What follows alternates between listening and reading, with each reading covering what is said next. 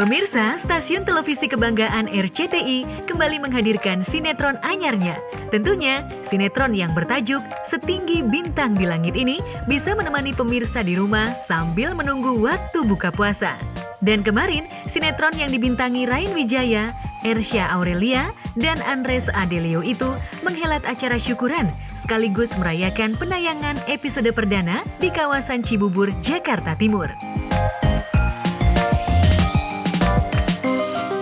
Promosi dan ini mudah-mudahan besok hasilnya memuaskan.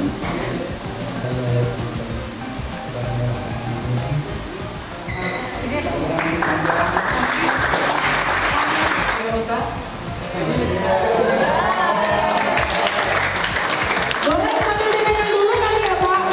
Lo juga boleh mengarah ke kamera langsung.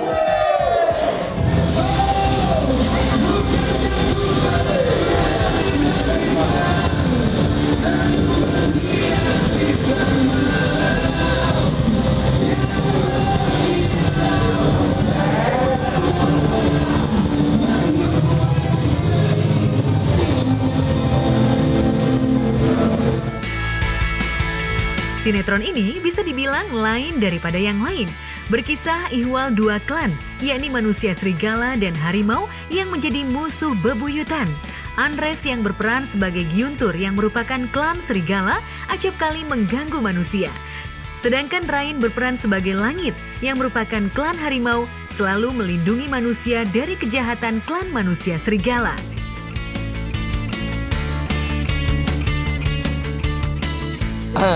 Andres sebagai Guntur.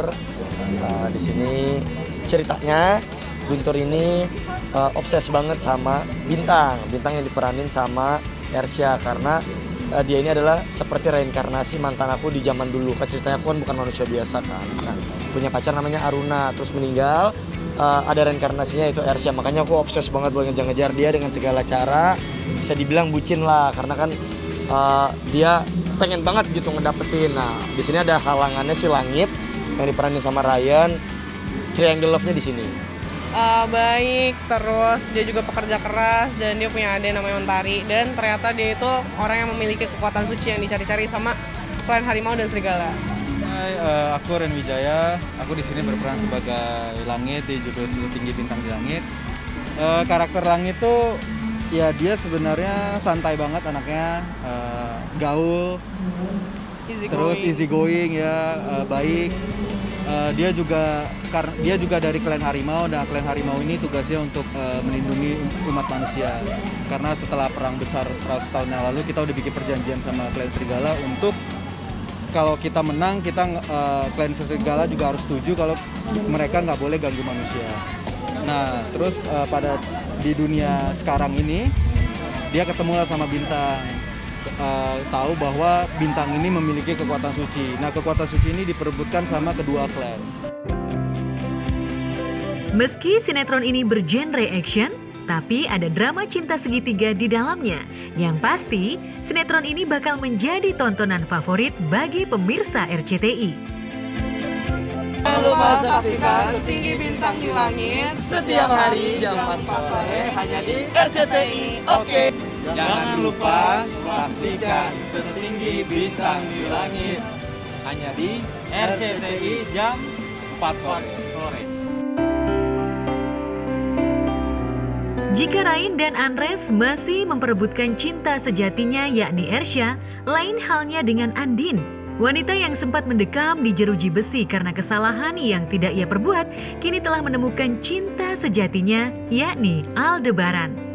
Tapi sayang, kebahagiaan itu tiba-tiba hilang sejak Aldebaran Alfahri mengalami kecelakaan dan harus mendapatkan perawatan intensif di rumah sakit. Meski demikian, Andin begitu setia mendampingi Al.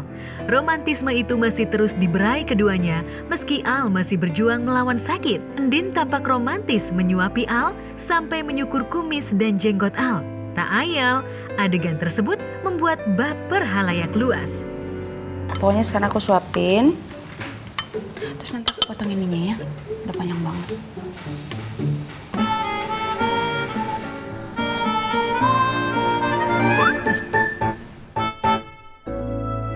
Din, maaf. Maaf, saya belum menjelaskan soal Reina. Kondisi saya masih seperti ini. Saya tidak punya cukup kekuatan untuk meyakinkan kamu. Beri saya waktu ya, Nin.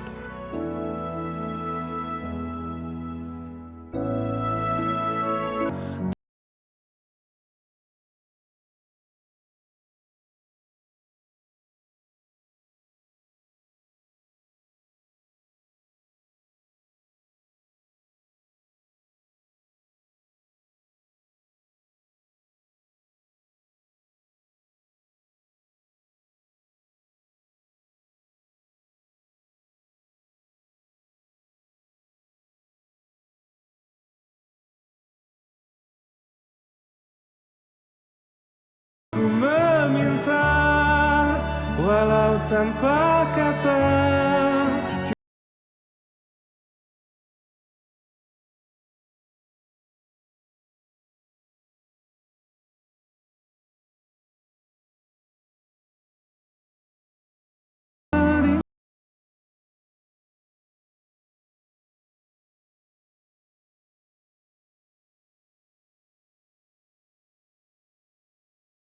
Tapi sayang, kebahagiaan itu tiba-tiba sirna. Reina yang tampak bahagia bisa kembali bertemu dengan sang papa hingga ia berinisiatif membelikan setangkai bunga mawar merah untuk Al seketika sedih.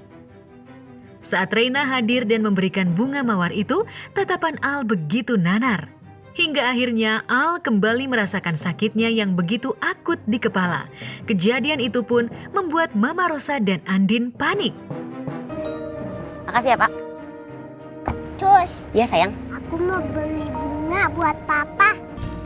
Bunganya mau yang mana? Yang ini apa yang ini? Yang ini. Yang ini harganya berapa? 20.000. Nih bunganya nanti langsung dikasih ke papa ya. Oke, sekali. Papa, aku kangen banget loh sama papa. Lihat deh, Pak.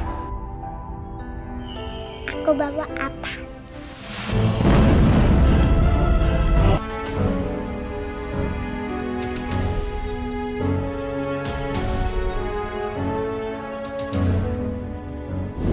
Selamat datang Om Ai.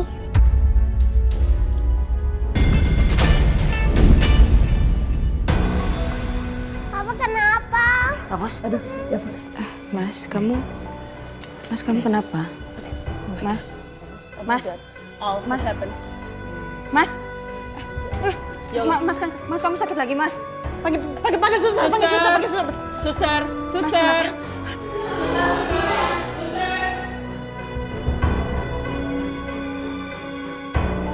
Dari ruang mana, Sus? VVIP 1. Biar saya yang cek. Suster, gimana ya? Suster. Papa jangan sakit. Papa sakit. Lagi dipanggil dulu sebentar. Suster, please come. Papa, aku sayang papa. Suster, Suster! please come. Aduh, ini suster yang mana lagi? Suster. Ada apa, Bu? Sus, tolong dong, ini suami saya tiba-tiba kepalanya sakit lagi.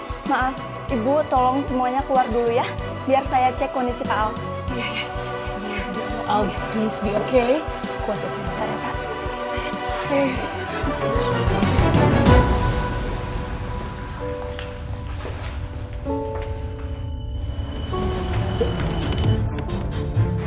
Melihat kejadian itu, Reina merasa bersalah. Ditambah ia tak diperbolehkan untuk membesuk Papa Aldebaran di rumah sakit. Reina begitu murung meski Mama Rosa menghiburnya. Wah, papa kenapa jadi sakit? Apa karena aku? Papa jadi sakit. Enggak kok, sayang, bukan karena kamu sayang ya. Yang penting kita berdoa aja ya, semoga Papa baik-baik aja ya. Ya.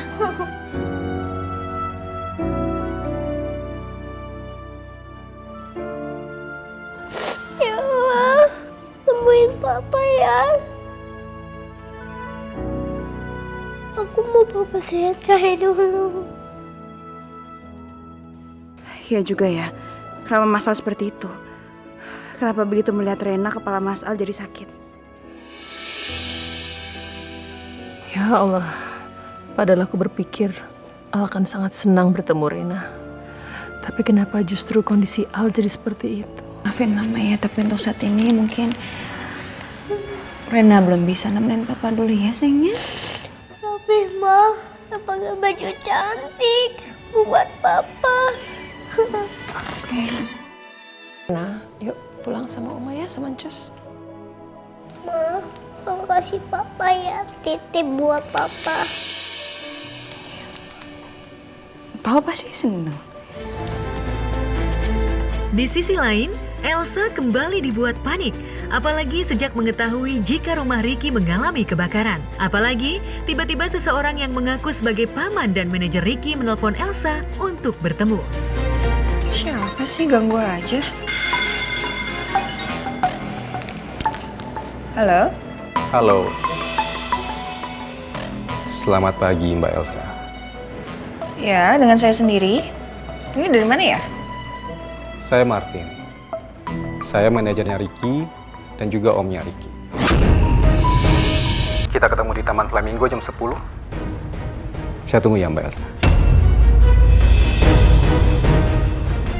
Halo? Halo? Setelah bertemu, Elsa kembali terkejut saat mengetahui jika Ricky telah meninggal dunia.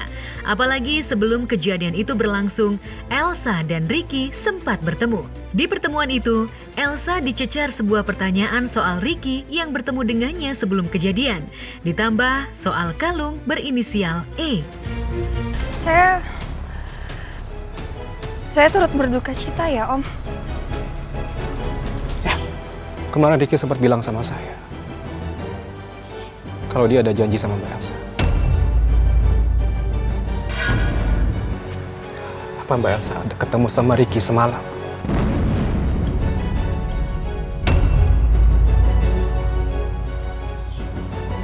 Enggak, saya nggak ketemu sama Ricky.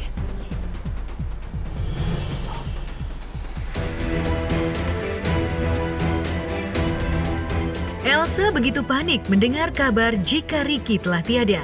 Ia tak ingin kembali menjadi orang di balik kematian orang yang selalu ada dalam hidupnya.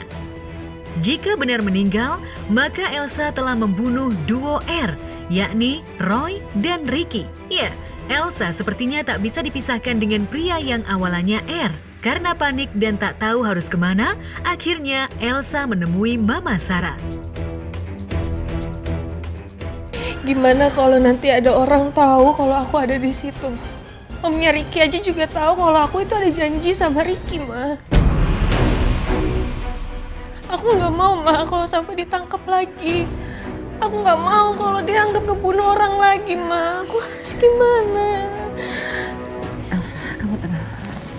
Kamu tenang dulu sayang. Kamu nggak usah panik ya.